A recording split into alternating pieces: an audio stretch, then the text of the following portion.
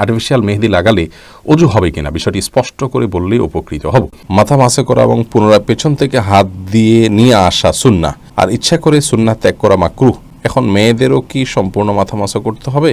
মাথায় খোপা থাকলে তো সমস্যা হয়, নামাজে মনের মধ্যে শুধু বাজে চিন্তা আসে, সেক্ষেত্রে করণীয় কি? কারোর সামনে পারফিউম দিয়ে গেলে গুনাহ হয়, কিন্তু লোশন দিয়ে গেলেও কি গুনাহ হবে? আমি এবং আমার স্বামী মাঝে মাঝে একসাথে নামাজ পড়ি, আমাদের কি দুজনে জামাত পড়তে হবে? পুরুষের দায়ের ভিতরে কি অজুর পানি না গেলে অজু হবে?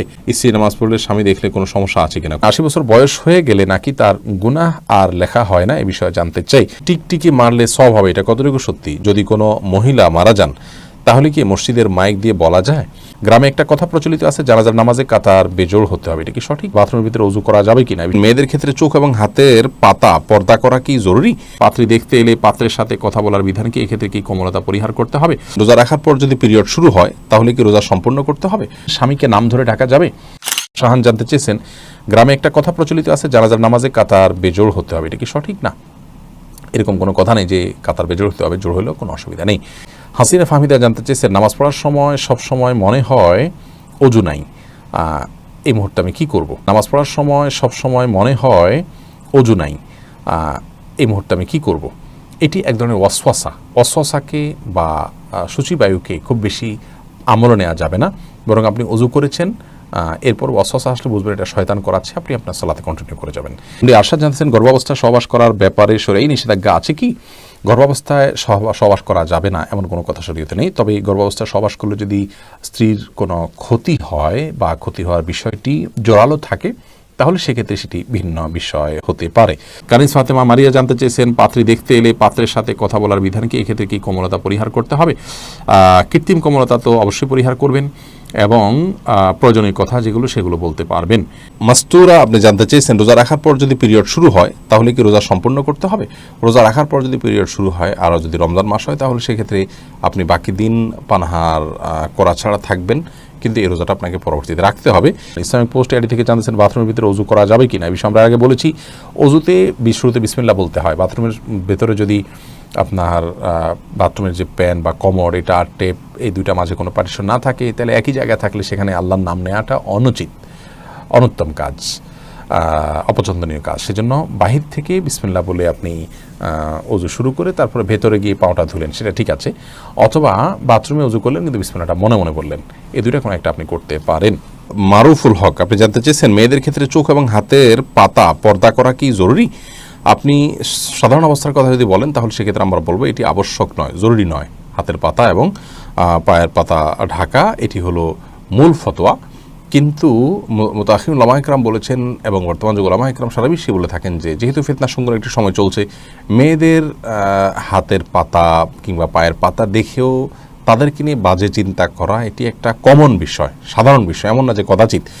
তো সেজন্য নিজের ব্যক্তিত্ববোধের জায়গা থেকে এগুলোকেও ঢেকে ঢুকে রাখাটাই হলো নিরাপদ। আর সালাতের মধ্যে এগুলো ঢেকে রাখা আবশ্যক নয়, বিশেষ করে হাতের কবজি থেকে নিয়ে উপরের অংশ পাতা যেটাকে বলি আমরা, এটা ঢেকে রাখা সালাতের মধ্যে আবশ্যক নয়। আপনি মিজানুর রহমান জানতে চেয়েছেন, 80 বছর বয়স হয়ে গেলে নাকি তার গুনাহ আর লেখা হয় না, এই বিষয়ে জানতে চাই। 80 বছর বয়স হলে গুনাহ লেখা হয় না, এটি সম্পূর্ণ মনে করা কথা। কোন হাদিসে এরকম কোনো কথা বলা নেই, বরং মৃত্যুর আগ পর্যন্তই আল্লাহর ইবাদত করতে হবে। আল্লাহ বলেছেন, ওয়াবুদ রাব্বাকা হাত্তা ইয়াতিকাল ইয়াকিন, মৃত্যু আসার আগ পর্যন্ত তুমি আল্লাহ তোমার রবের ইবাদত করতে থাকো। অতএব বয়স 80 না 70 এটা দেখার বিষয় না। হ্যাঁ, যদি কেউ শারীরিকভাবে অক্ষম হয়ে যান কোনো ইবাদত করতে, তখন সেটি তার জন্য আর প্রযোজ্য থাকে না, সেটি আরেক বিষয়। রুবেন আহমেদ জানতে চেয়েছেন, স্ত্রী নামাজ পড়লে স্বামী দেখলে কোনো সমস্যা আছে কিনা? কোনো অসুবিধা নেই, স্বামী বা মাহরামরা যদি দেখেন সালাত আদায় করছেন এই অবস্থা, কোনো অসুবিধা নেই। এমনি সোহাগ ভূঁইয়া জানতে চেয়েছেন, যদি কোনো মহিলা মারা যান তাহলে কি মসজিদের মাইক দিয়ে বলা যায়? মহিলা হোক আর পুরুষ হোক, মসজিদের মাইকে কারণ মৃত্যুর ঘোষণা দেওয়া উচিত নয়, কারণ মসজিদের মাইক দান করা হয়ে থাকে আজানের জন্য, সুতরাং সেই কাজটা করা উচিত। কেউ মারা গেছেন বা কেউ জন্মগ্রহণ করছেন, একান্ত জাগতিক একটি বিষয়, এটা ঘোষণা দেওয়ার কিছু নেই। তবে হ্যাঁ, জানাজার সালাত হবে, কোথায় হবে, কি হবে, একটা ইবাদত, সেটি মানুষ কীভাবে সম্পাদন করতে পারে এই বিষয়ে যদি কেউ জানান দেন সেটি ভিন্ন কথা। এরপরে আসাদুল্লাহ জানতে চাচ্ছেন, টিকটিকি মারলে সওয়াব হবে, এটা কতটুকু সত্যি? জি, এটি বিভিন্ন হাদিস থেকে প্রমাণিত হয়, তবে আমাদের সমাজে টিকটিকি আছে, এই টিকটিকি কিনা সেটা নিয়ে অবশ্য আলোচনা আছে, এবং আপনার কেন এটি মারলে সওয়াব হবে সেটা নিয়েও দীর্ঘ আলোচনা আছে। এ বিষয়ে আমাদের একটা ভিডিও আছে, সেটি দেখে নেওয়ার চেষ্টা করবেন, দীর্ঘ আলোচনা করার মতো বিষয় এখানে আছে। রানু ইসলাম জানতে চেয়েছেন, পুরুষের দাড়ির ভিতরে কি অজুর পানি না গেলে অজু হবে? দাড়ি দেখতে হবে ঘন নাকি পাতলা। যদি পাতলা হয় তাহলে সেক্ষেত্রে তার গোড়া পর্যন্ত পানি পৌঁছাতে হবে। যদি ঘন হয় তাহলে সেক্ষেত্রে আপনার বাহ্যিক অংশে বা যতটুকু সম্ভব ততটুকু পানি পৌঁছানো চলবে। তাওহিদা সুমি আপনি জানতে চেয়েছেন, স্বামীকে নাম ধরে ডাকা যাবে?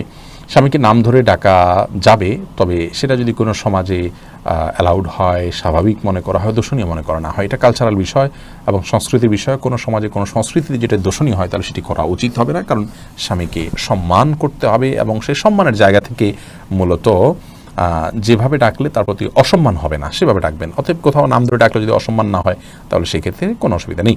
তাহানা আক্তার জানতেছেন, আমি এবং আমার স্বামী মাঝে মাঝে একসাথে নামাজ পড়ি, আমাদের কি দুজনে জামাত পড়তে হবে?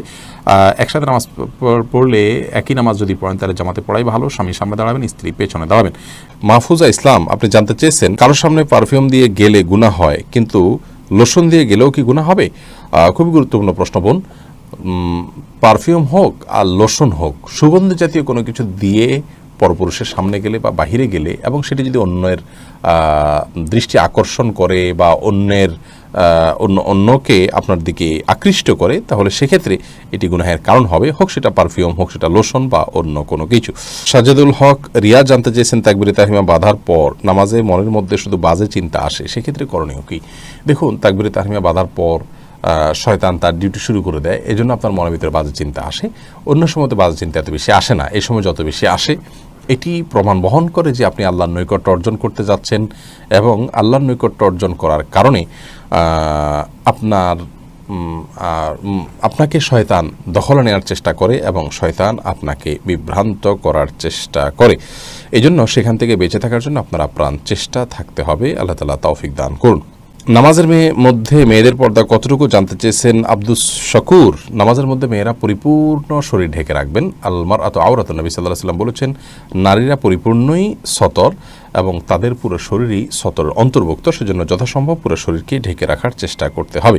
বদির আলম আপনি জানতে চেয়েছেন, অজু করে নখ কাটলে কি অজু ভেঙে যাবে? না, অজু ভাঙবে না। মাথা মাসে করা এবং পুনরায় পেছন থেকে হাত দিয়ে নিয়ে আসা সুন্নাহ, আর ইচ্ছা করে সুন্নাহ ত্যাগ করা মাকরুহ। এখন মেয়েদেরও কি সম্পূর্ণ মাথা মাসা করতে হবে? মাথায় খোপা থাকলে তো সমস্যা হয়। এটা প্রশ্ন করেছেন কাজী মায়া।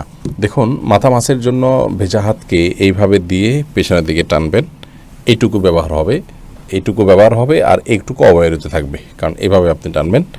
আসার সময় আবার এই অংশ দিয়ে আপনি এভাবে টানবেন, তাহলে বাকিটুকু ব্যবহার হয়ে যাবে। এভাবে করাটা সুন্নাহ। অতএব এটি নারী পুরুষ সকলের জন্যই প্রযোজ্য, যে সবাই এভাবে প্রথমে পেছনের দিকে নিয়ে এরপর সামনের দিকে টেনে আপনি মাসাহ করবেন। সাদিয়া মাহজাবিন আপনি জানতে চেয়েছেন, আর্টিফিশিয়াল মেহেদি লাগালে অজু হবে কিনা? বিষয়টি স্পষ্ট করে বললে উপকৃত হব। আর্টিফিশিয়াল মেহেদি লাগালে অজু হবে কিনা এ বিষয়ে আমাদের একটি উত্তর এর আগে আমরা করেছি। সেই উত্তর আমরা বলেছি যে আর্টিফিশিয়াল মেহেদিতে ব্যবহার করার পর যদি আমাদের ত্বকের উপর আলাদা কোনো স্তর পড়ে যায়, যেটি পরবর্তীতে খসে পড়ে, তাহলে সেই ক্ষেত্রে সেই রকম মেহেদি ব্যবহার করলে অজু হবে না।